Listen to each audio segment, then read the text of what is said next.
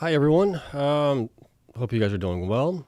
Everything's good on Friday night, right? You guys had hopefully a nice meal, date night or something like that, and now it's late. It's obviously 10 o'clock Central Standard Time, so I was debating whether or not to do this video, but obviously Sunday's Mother's Day, so I didn't want to do anything on Sunday that would obviously make my wife mad. So I figured, okay, let's get this done and over with here today. So we'll do this video today, which I was planning on doing on Sunday, but Mother's Day on Sunday. So we're just going to take a look at the miners, see how they did in April. We're going to compare all the miners together, right? We had 12 miners in all. We're going to compare them on 6 to 8 metrics. We'll take a look at obviously what Bitcoin did today, miners as well. Look at some metrics on Bitcoin charts and things like that as well. And then we'll get into the miners, rate them, top 5 miners for April, okay? And then as always, you guys know the drill here. This is not financial advice for entertainment only. Please do your own research. I'm investing in the following coins and companies for full disclosure. And if you enjoy this type of content, hit the like button, subscribe, helps me out tremendously. So you guys have all that. And let's get into the charts here really quick. So the first one we're going to take a look at is the network hash rate right now, and it is coming down quite nicely. So that's kind of a good thing, obviously, for the miners that are still profitable. Not so good for the miners that are using the older machines, the 80, 90 terahash miners. And maybe I'm going to try to do a video tomorrow as well, after probably the Twitter spaces with the BTC mining stock guy or the BTC mining guy.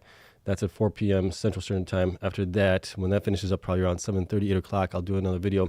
And maybe we'll take a look at what that impact is right now on like the 80, 90 terahash miners as well. Maybe like the 100 terahash miners as well. Okay, so we'll take a look at that. We'll also take a look at where Bitcoin is in the miners for the past week. But here's on the 7-day average. We can see that the network hash rate right now is at 575 exahash. That's down quite substantially here, obviously, from the 650 exahash that it reached here on the 7-day average, and that equates to about a 12% drop or so. All right, so that's actually really good here on the drop. If you look at the 30-day average, though, we can see it's come down quite nicely here as well. It's down to 613 from the average of 625. That's more like a little bit less than 5% drop on that. Okay, so we'll keep an eye on this. But like I said, it's good for the miners that are still operational, that have higher efficiency, better efficient fleets as well. That obviously helps those guys out, but not so much for the ones that are using older miners, okay? So that's network hash rate right there. Here's the Bitcoin fees per day. It's obviously cooled off a lot. Like we keep saying, it's at 30 BTC per petahash right now, or 30 BTC per day in extra transaction fees. I mean, that's still substantial. It definitely helps out the miners. It's still a couple percentage points added each day to the block reward, which is nice to see there. And then if we look at the hash price here, hash price obviously came down today as Bitcoin price came down. We'll take a look at Bitcoin here shortly. But you can see how that's obviously come down here. It was at approximately $51 USD per petahash per day. It's come down to now, it's gone back up a little bit here to 49.29. Okay, so that's definitely pretty low there as it is. It's not as low as it was back here where we were at 46. So Bitcoin obviously has come up a little bit, and that's obviously the result of that. All right, so you can see here that Bitcoin didn't have a great day today. It started out looking pretty good. The miners were looking really good as well in the morning. We had CORZ up, Cleanspark were up nicely, others as well. And then things just went south after that. And I think it was because of the Bitcoin options expiry that was happening today, like 2 billion or something like that. And I think that's why the price of Bitcoin kind of fell today. That's the only thing I could really see. That's the only thing that I really read about it today. So, okay, so we had the options expiry happening today, so that's why Bitcoin dumped. Right now we are below our support line of 61,000, just slightly here. We went a little bit further below that, but we definitely bounced up a little bit here. We'll see what the weekend does. I'm expecting the weekend to be kind of flat potentially. Maybe we'll get up above our 61,000 again. If we don't, then we're coming back down to retest our 57,500 line potentially. Okay, so we'll see what happens there. And then the only miner that was in the green here today was actually DMG. It was up almost 18%. Not sure why. I don't know if they reported their quarterly results. Maybe that's why, but it was definitely up today. It was the only one that was up today. Everything else was in the dumps today. Marathon was down like 12.6%. Wolf was down 5%. Who else was down quite a bit? Riot was down 10.5% as well. So a lot of the miners didn't do too well today. Okay, short term, we're going to have these kind of price swings on the Bitcoin miners and things like that. Obviously, we're all in this for a much longer time frame, I believe, at least the next 12 to 18 months, right? That's when we're hoping to get rewarded, right? I mean, if you believe in Bitcoin going up, the miners will have to go up eventually as well. Okay, but that's it for that. So let's take a look at the top 5 miners here in April, and we look at it in a couple ways. We look at it on 6 metrics and then 8 metrics as well. So we look at month-over-month hash rate growth, BTC percentage sold, Bitcoins per exahash, month-over-month BTC Mind percentage, increase or decrease, BTC Mind, days mined, current hash rate, and HODL, and then that's part of the 8. And then the 6 metrics, we take out the current hash rate and the HODL and just look at basically operations at that point. Okay, so we'll go through this relatively quickly here, and then we'll get into you guys' Q&A as well, and we'll call it a day. So month-over-month percentage hash rate growth, higher is obviously better. Iris came in at number 1 here. It came in at 17.48% increase in the hash rate, which was nice to see. Marathon also 11.7%, Bitfarms 7.69, Hive 6.38, and then Core at 5.7. So those were the top 5 there. Then you got Cleanspark just below that, 5.34. And you can see everybody else here. Hut was down, I think it's 16.74%, right? They've turned off a lot of their older miners, it looks like. And they were also moving some of their miners to other facilities as well. So that was attributable to that. Current hash rate, obviously Marathon is the biggest one here, 27.6 roughly. And then you got Core at 20.4, followed by Cleanspark at 17.3, Riot at 12.6, and then Iris at 9.4. So those are basically the top 5 there. You got TeraWolf at 8, Bitfarms at 7, Cypher at 6.7, and then you got BitDeer at 6.7 as well. Hive at 5, basically Hut 8 at 4.5, and BitDigital at 2.7 exahash.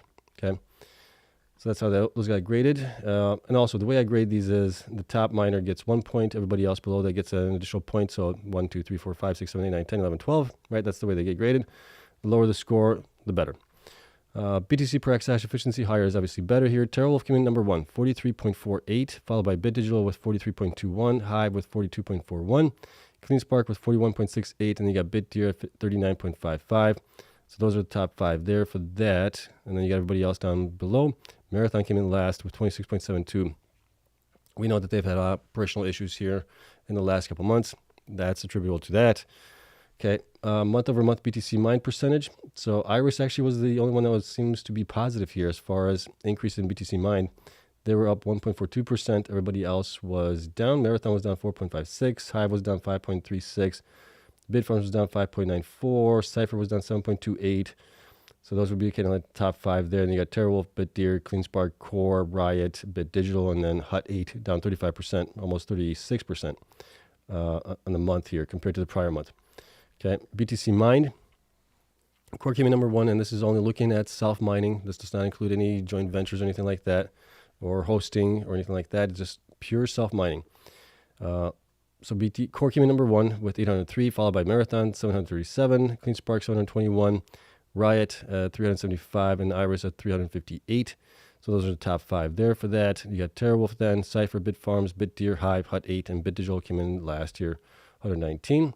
Days mined, we got a bunch of them in that were pretty much tied for first place. So we got Cleanspark, Hive, BitDigital, TeraWolf, Bitfarms, all tied for first place. Core, number 2 spot with 29 days. And then you got Iris with 29 days as well. So that's 2, 3. BitDeer was number 4 spot, 28, followed by Cypher. And then you got Riot, Hut 8, Marathon, the last ones here out of the bunch, based on the numbers that I do have for them. Then we look at HODL here. Marathon obviously has the biggest HODL, right? 17,631. Hut 8, 9,109. Riot with 8,872. So Riot's catching up to Hut 8 here. And I'm thinking that maybe even this month in May, they may surpass Hut 8 with the amount of HODL that they have. Then you got Cleanspark with 5,739. So that's number 4 spot. And Hive with 2,377. They're in number 5 spot right now. Okay, and then we look at BTC percentage sold. I have Riot actually not selling any. I have them actually gaining like 7 BTC or something for the month based on the numbers that they have and what I have. So that might be just a rounding error there. So basically they sold 0 in the month. Cypher just sold barely any, 0.3%. Cleanspark also 0.4%, just barely any there. Hive sold 57%. BitDigital sold 70%. So that's basically our top 5 there. And you can see here that Core sold more than they mined, but they also have... from the hosting side of things, that's where that comes in at. BitDeer and TeraWolf Iris all sold all of theirs. Hut 8 sold 95% of theirs. Bitfarms 81%. Marathon 81%. BitDigital 70%. Okay.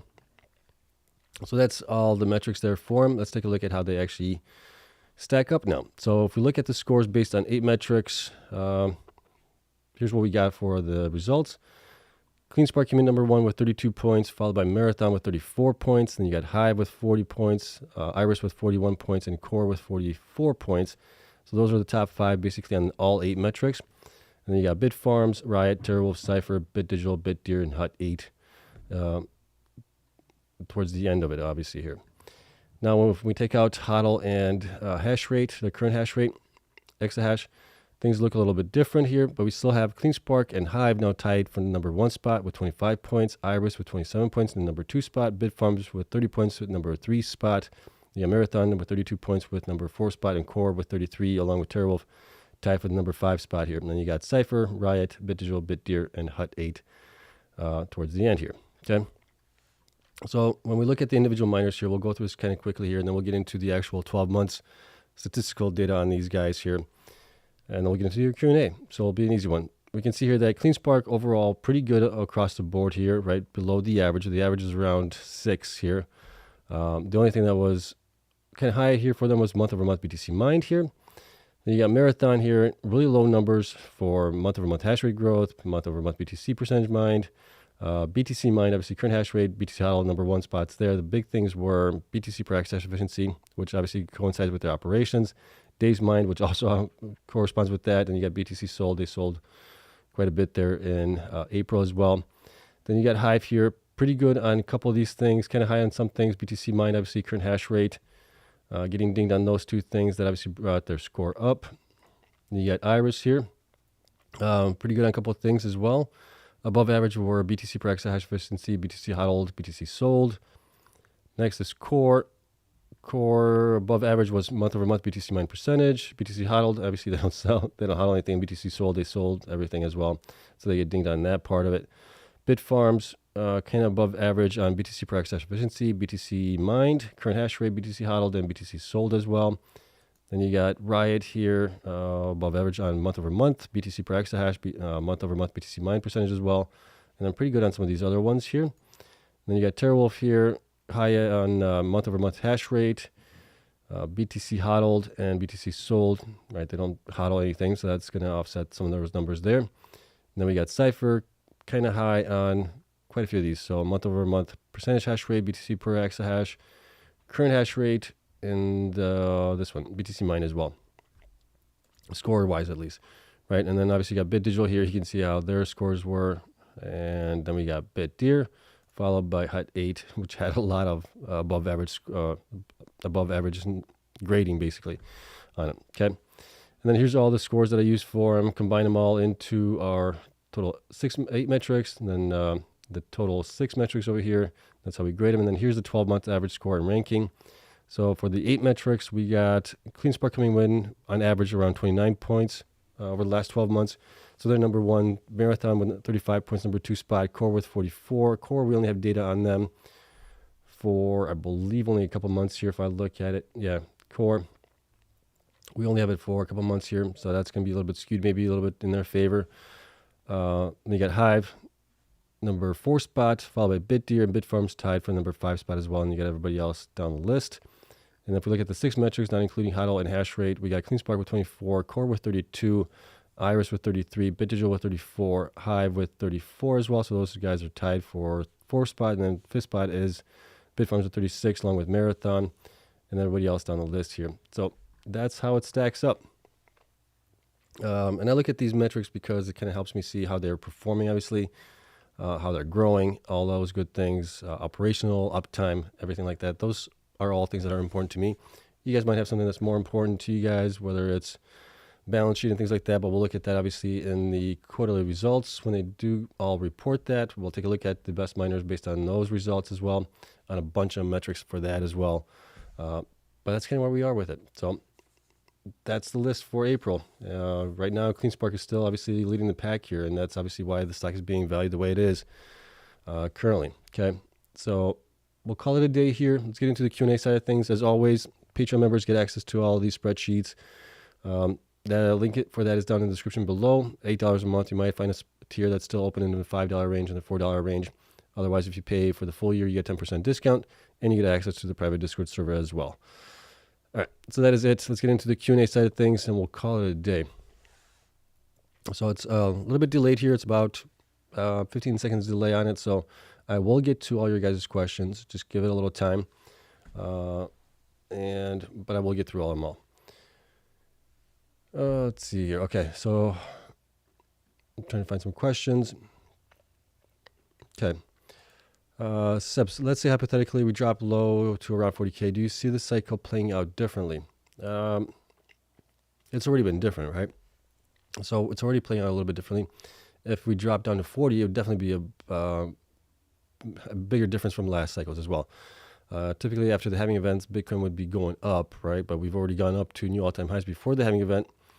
And now we're just kind of maybe correcting from that to possibly go back up higher, right? We also have a lot more money in the space, whereas you got the ETFs, you got institutions, things like that. So there's a lot more money that can manipulate, I think, the price of Bitcoin to their advantage more so than to the retail, right? Right now, it seems like they're trying to shake out the retail investors out of Bitcoin and the miners after the halving event more so than ever, I think.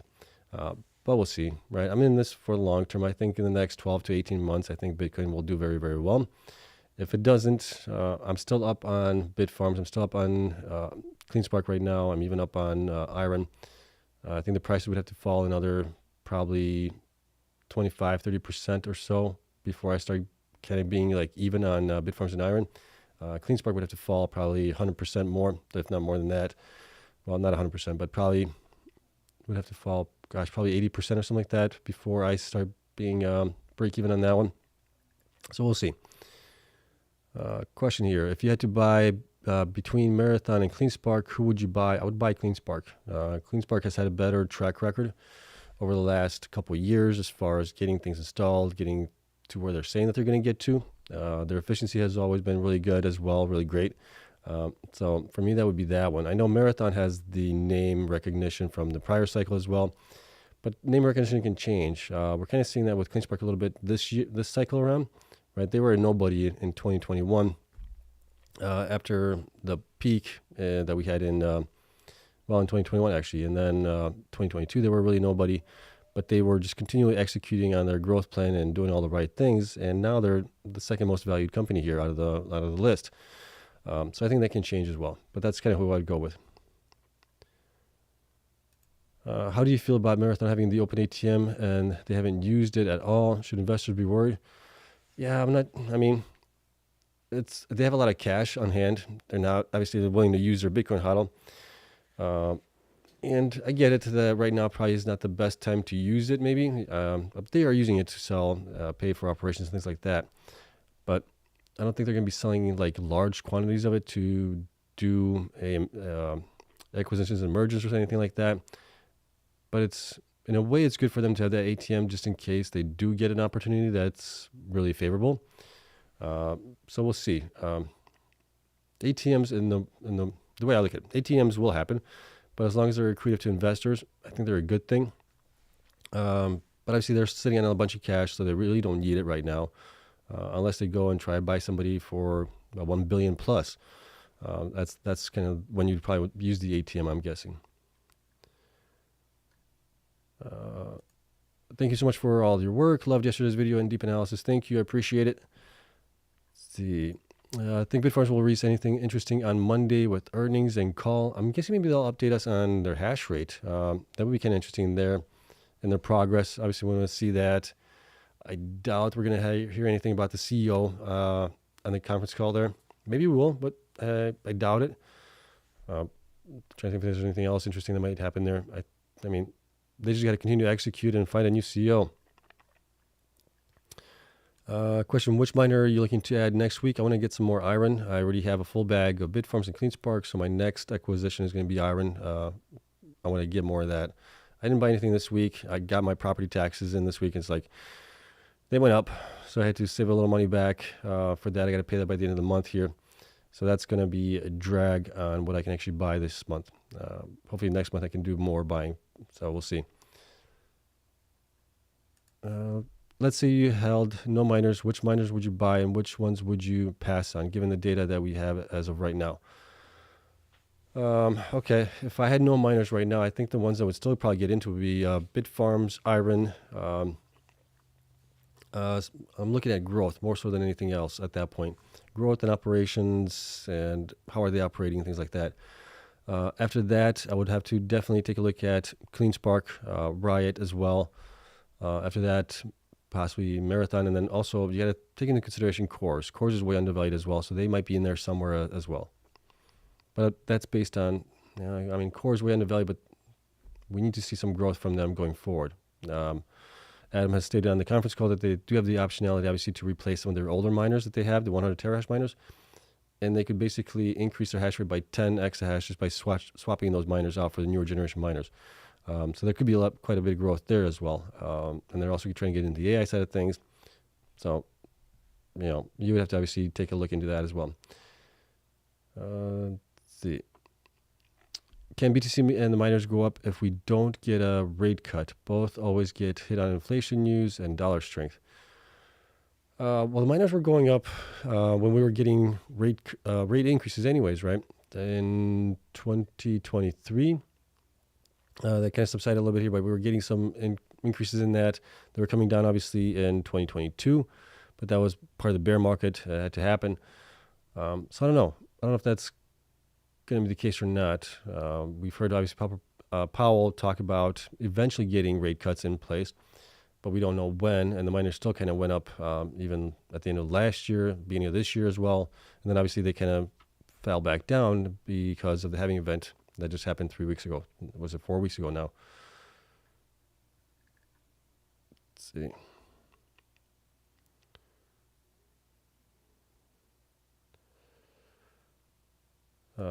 It's going to be a sad day for us right holders when the tier 2 and 3 miners beat the exahash online. I don't think they're going to beat them. I know Riot right now is building out the Corsicana facility. They're installing miners right now. They should be getting, they really need to get, basically, if they want to get to, 31 exahash by the end of the year or something like that. They're at 12 right now, so they need to install, basically, what is that? I'm doing the math in my head here.